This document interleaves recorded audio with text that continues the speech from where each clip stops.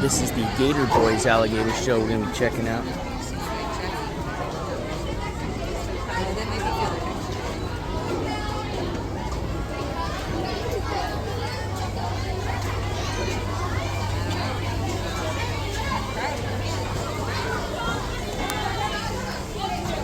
Looks like there's a school here today, so it's going to be a little crowded, but they say there's a lot of seats, so. There we go, there's the consent release.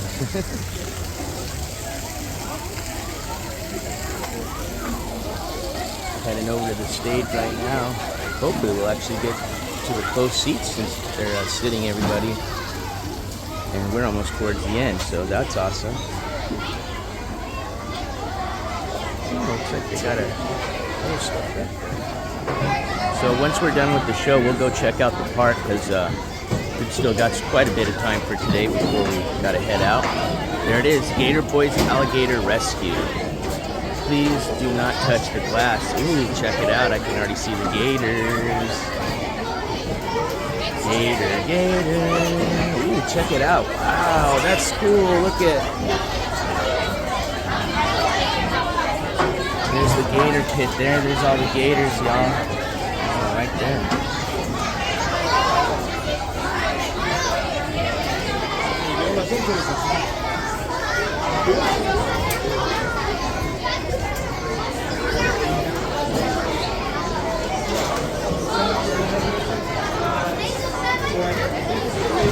Okay, great. Thank you.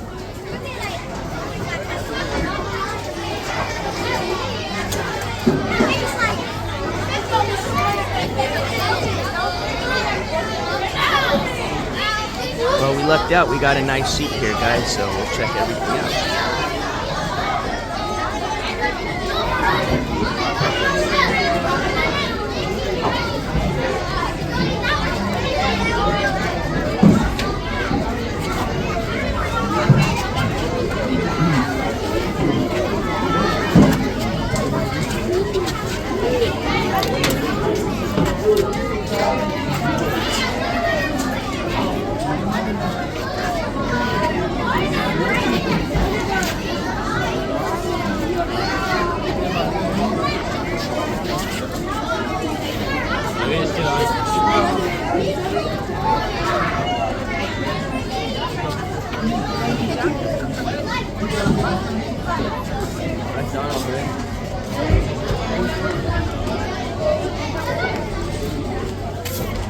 Tumayo na lang tayo.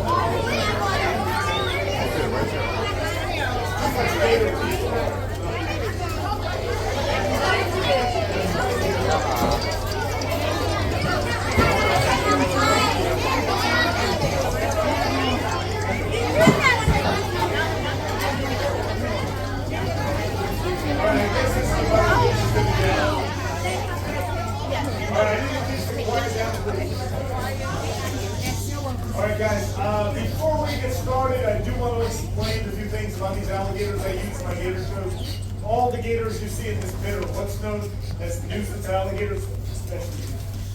And that means they all came from somebody's backyard pond, canal, a swimming pool, came off a golf course, ate the neighbor's dog, something like that.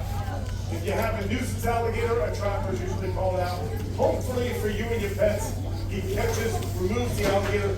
It doesn't matter if an alligator is 3 feet or 13 feet. If it takes you 5 minutes or 5 weeks, they charge you the same price every time, and that price is nothing. Alligator removal is absolutely free in the state of Florida. You got a raccoon in the attic, it's all full of bucks. It's an 11-foot alligator in the backyard, chilling grandma. But don't worry, that's free. Too many grandmas. It's the first time that joke popped in 20. Oh my God, this is going to be a long show, isn't it? Hey, Grandma George's butt. Alligator removal is free because the alligator itself is the payment. The trapper gets to keep that alligator, which he takes to a processing plant where they will kill it, and he then gets paid for the valuable meat and hide. That's why you get alligator boots, belts, handbags, wallets, all that kind of stuff. The state of Florida kills about 8,000 nuisance alligators every single year, and usually just because they swam through someone's backyard canal. State of Florida is also pretty smart. They save a tremendous amount of money, but more importantly for them, they save liability by not hiring a paying trapper. Just let them keep it harvesting them. That way, every time a trapper's arm gets ripped off, there's no workman's compensation to worry about, no disability. They scratch another name off a list and they get a new trapper.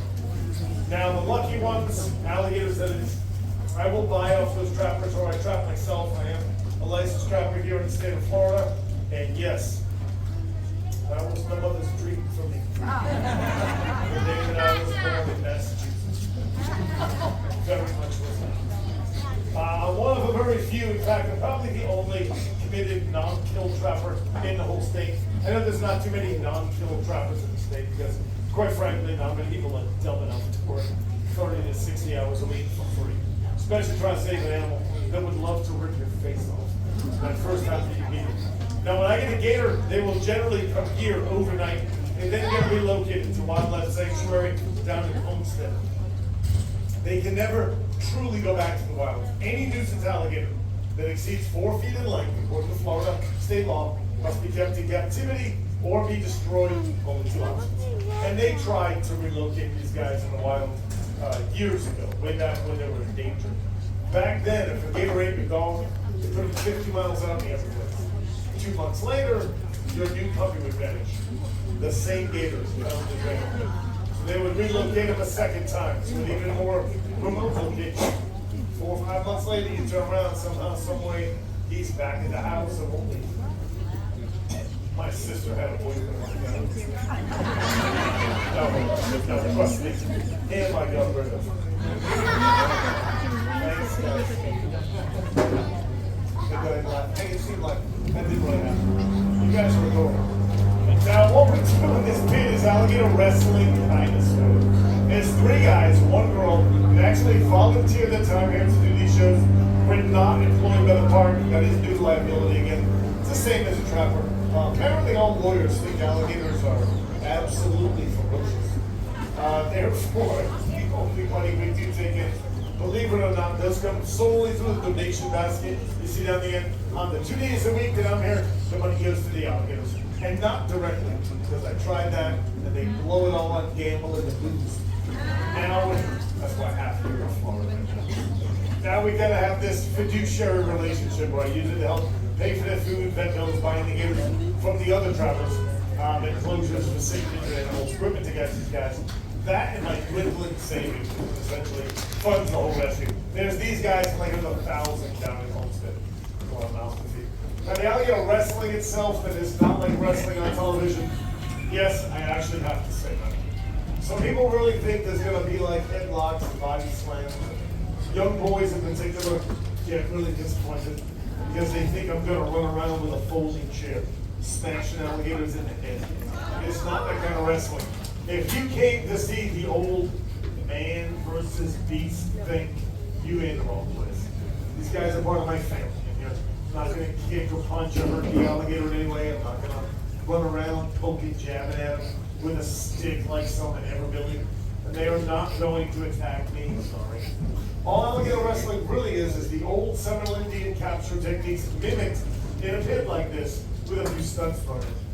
Now, for those of you that may be familiar with the television show I had on Animal Planet called Gator Boys, or any one of the crocodile documentaries I filmed over the years, may notice a different reaction between the gators and crocs you may have seen me catch on television and the gators you see in this pit. If I get this close to a wild alligator or crocodile, it's going to do one of two things. I guarantee you, neither of which is this. He's going to either make some huge explosive move to attack me, but that would be out of self-defense. That would be them thinking I'm the threat, I'm the predator. But more than likely, for that same reason, they would make an equally explosive movement only to escape. Either way, there'll be some massive explosion of energy. Massive explosion of energy. There it is. Wow. Okay, these guys don't do a whole lot of that stuff. They don't do that because almost every gator in this pit has been here long enough to realize that I'm not going to hurt them.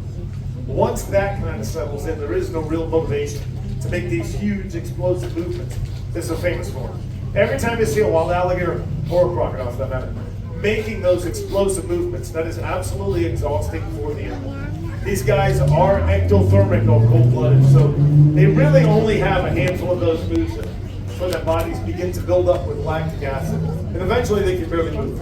So if these guys all know that the worst possible outcome they could ever have is me sitting on their back over here for like 10 minutes, telling some really bad jokes, it is not worth fighting me all out for the next 15 minutes and then being totally exhausted for the next hour or two while that lactic acid slowly remetabolizes. Just not worth the trade-off. If there's one thing they're good at, besides ruining my life, it's conserving energy. Look at a good-sized gator like Debo, Darth Gator, Snoopy, Swamp Thing, Zeus. These guys can easily go 4 or 5 months with no food at all. This is what they do for a living, and they're really, really good at it. It doesn't mean they love me and we're friends, or we take windy walks together at night. Trust me, Swamp Thing doesn't love me. Not like he used to. I still remember a time when you and I we used to sit and we would talk. Now I kind of feel like we don't even communicate. Look, evening now. Hey, I'm trying to reach out and you withdraw. Listen, I can't fix this if I don't know what's broken. Don't walk away, please say something. I'm giving up on you. You know what the sad part is? Sad part is I have these conversations with Swamp Thing like nobody else is even here. Now again, they don't like me. They obviously don't really dislike me. It's actually a lot like my parents' house about Christmas. It's like everybody kind of tolerates me because they feel obligated. Now I do have a certain rotation system I use to try to make sure each gator only does one show throughout the day. It's actually Mr. Fahrenheit show.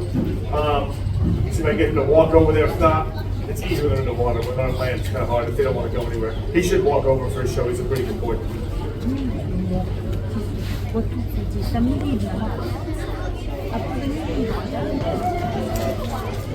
Oh, cool.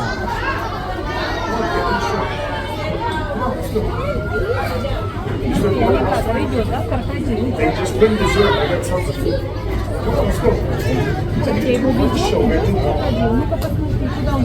Slow down, you're gonna pull a hamstring. He's like a cheetah. Overly wounded cheetah. Green light. That is so cool. Go to your spot. Look at this. $2 million of animatronics. This thing worked great for 2 months. Come on, knucklehead. No, what is wrong with you? Oh, that's awesome. Hey, cool. Why? What is wrong with you today? What is wrong with you today, knucklehead?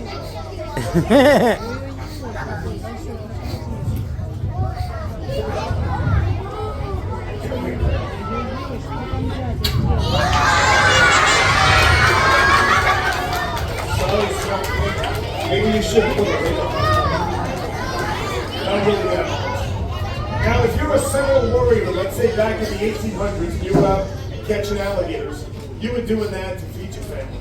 But you always wanted to catch them alive. The alligator meat spoils very quickly in the hot Florida sun. So the first thing they'd want to do is tie the jaws shut. A gator this size has over 2,000 pounds of crushing power to square into the jaws. That is enough to crush any bone in your body. Go ahead, show me. Tying the jaws by yourself can be a little challenging. You do need 2 hands to tie a good knot. Something has to hold the knot closed while you're doing that, or you risk losing your fingers in the process. So the Seminoles came up with a technique they now refer to as bulldogging, holding the jaws closed with your chin and your chest. It'll free your hands up, give you time to take out leather or rope and tie a knot. If you want to take a picture, until both arms go out to the side, or you see the blood pouring down my throat. It's usually why I tell the kids to just stay in school.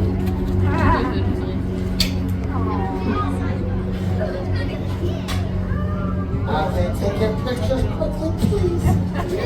Take out a rope, couple of wraps, tie a knot, And you'd have yourself a cotton-tied alligator.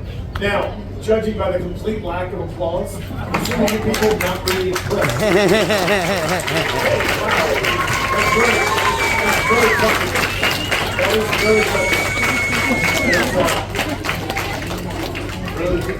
Really nothing better for my ego than getting applause from group of children. If you guys are looking for me after this show, I'll be checking in with therapy. Trying to redeem myself in a minute or two. In the meantime, we're going to touch on a few different parts of the alligator's anatomy. The eyes of an alligator are very well protected. He's got very deep eye sockets. Anything that will threaten those eyes, they drop to the bottom of the eye sockets out of the heart. Thick livery eyelids come down to help protect him. Lower eyelids like you and I have. He also has that third eyelid called a nictitating membrane. It's a little transparent lens. You may have just seen move from front to back. Back to front. And accidentally dusting debris away from the eyes and also kind of as if her goggles. He's like a cheetah. Look at that speed. Don't blink. Hey, don't go in it. There's alligators in there. You can't even swim. Behind the eyes, alligators' ears, these little flaps right here, even with these small ears, they still hear just about as well as you and I on land. They also hear very well under the water, and if he does this fast enough, he can actually fly. Not with me on his back, of course, that would be crazy. But if that worked, I promise you, I'd fly.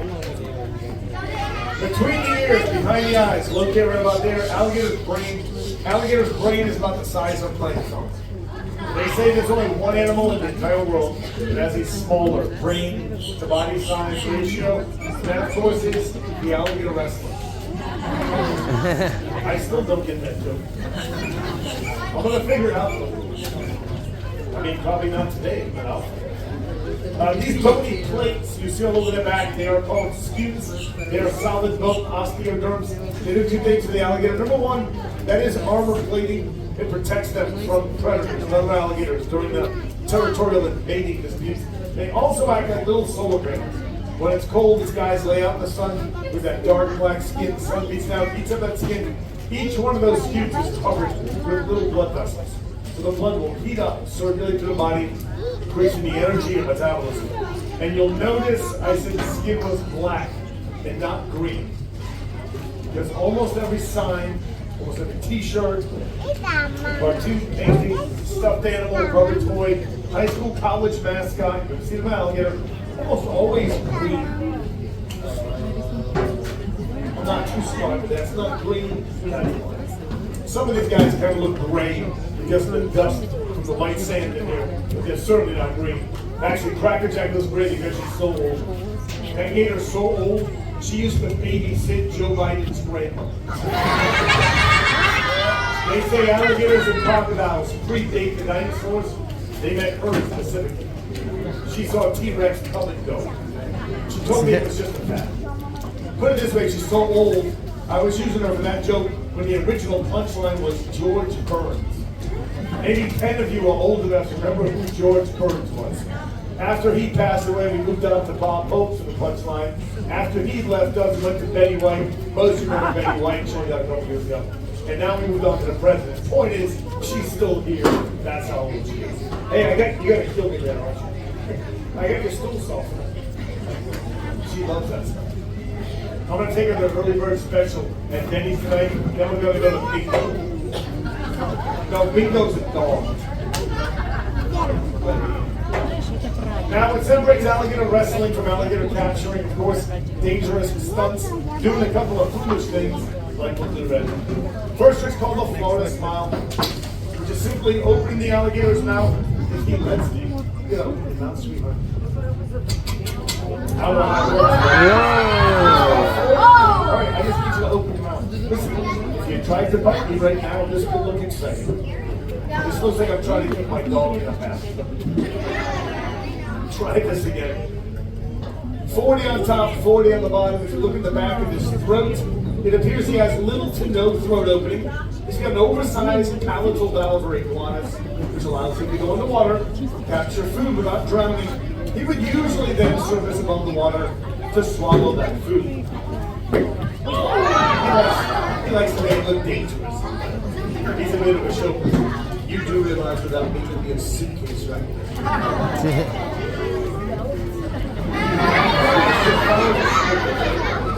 Hey, listen, man. We're like 0 for 2 with applause right now. This is not represent our best. Ah, yes, more king applause. We'll go to the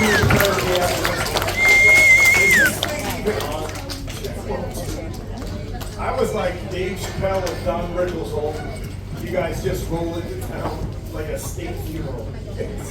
You're probably a laughing on the inside kind of crowd. That's okay. I'll do this last trick and then I'll let you guys go back to sleep. I make myself laugh. Last trick is called a face-off because if by chance I do mess up. And listen, I mean, this will also just show you exactly what a bachelor's degree in psychology is now worth. From the University of Massachusetts, anyway. My parents wasted a lot of money on college. They don't really appreciate the fact that I make bad jokes about it in an alligator pit. I'm 55 years old and my dad still tells me to give him his money back. And trust me, that would never happen. Last trick, don't do this. Cracker Jack, you don't watch this. If anything happens, you got me, right? Oh, I forgot that. She's the first gator that was voice activated. Cracker Jack, activate. Activate. Whoa! In case I get in trouble, you watch it. I'll give you a steam softener after this.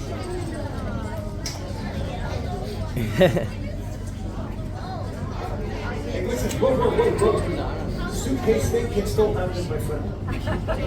One phone call, you're full of zippers. I can have you in checked baggage by next Thursday. That's a good one. Come on, stop messing with me.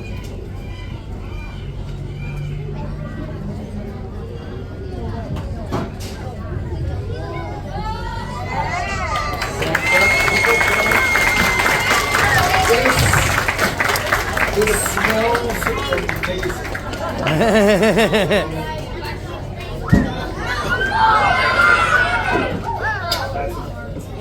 Hey.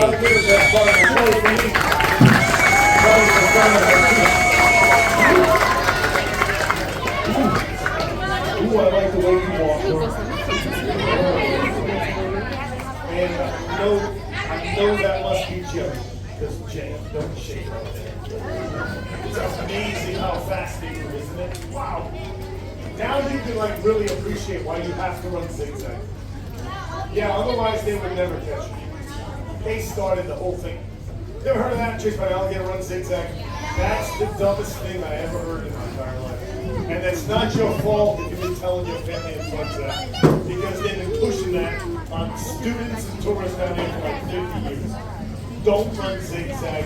Just listen, if you're going to do anything, you trick the kids, you walk away with dignity. Not your own kids, you sickos.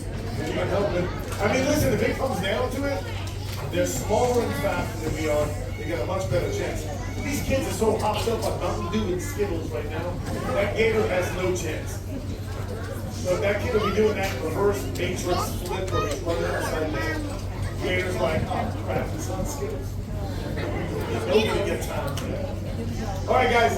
With that is the end of the show. Again, anything but the bat, unless you want to watch, you need a couple of snacks. Anything but the basket down there.